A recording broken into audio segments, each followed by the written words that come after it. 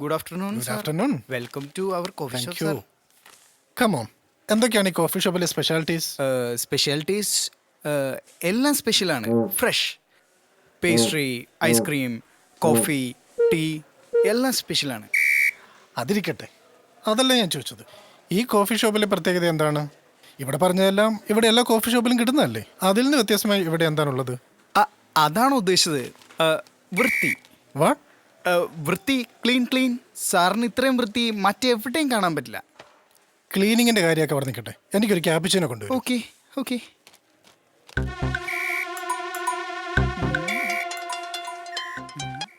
Hello, sorry, ഞാൻ ഡ്യൂട്ടിയിലാണല്ലോ. ദൈവമേ, food ഇൻസ്പെക്ടറാ. ഞാൻ ഇച്ചിരി തിരക്കില്ല, ഞാൻ കുറച്ച് തിരിച്ചു വിളിക്കാം കേട്ടോ.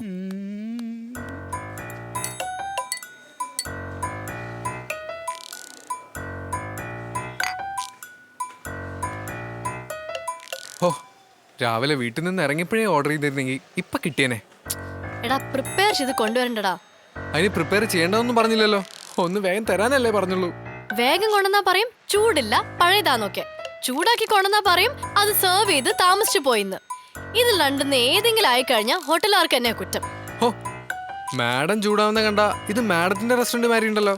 എടാ, ഇത് നമ്മൾ മലയാളികളുടെ പ്രശ്നമാണ്, എന്തിലും ഏതിലും കുറ്റം കണ്ടുപിടിക്കാന്നുള്ളത്. നിന്നെ പറഞ്ഞിട്ട് കാര്യമില്ല. പാറു, നീ അധികം മലയാളികളെ പറ്റിയിട്ടൊന്നും പറയണ്ട. ഇപ്പൊ തന്നെ ഈ നൂഡിൽസ് വന്നാ നീ എങ്ങനെയാ കഴിക്കാൻ പോന്നെ?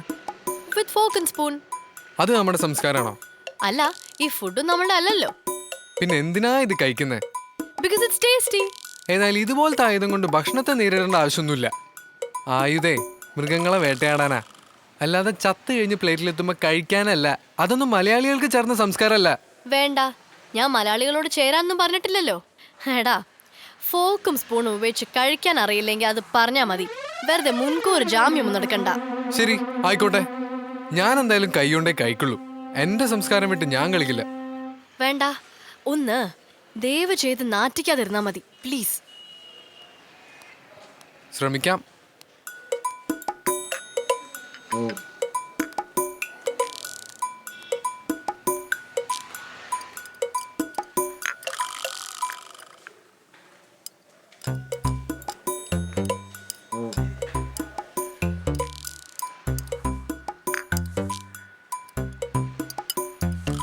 എന്താ മലയാളി കഴിക്കുന്നില്ലേ?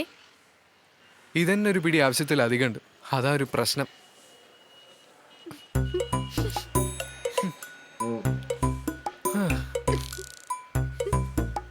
മലയാള സംസ്കാരത്തിൽ ഇത്ര കഷ്ടപ്പെട്ട് ഞാൻ നിലനിർത്താൻ നോക്കുമ്പോൾ നീ ചുരുക്കണോ? ചിരിക്കി ചിരിക്കി.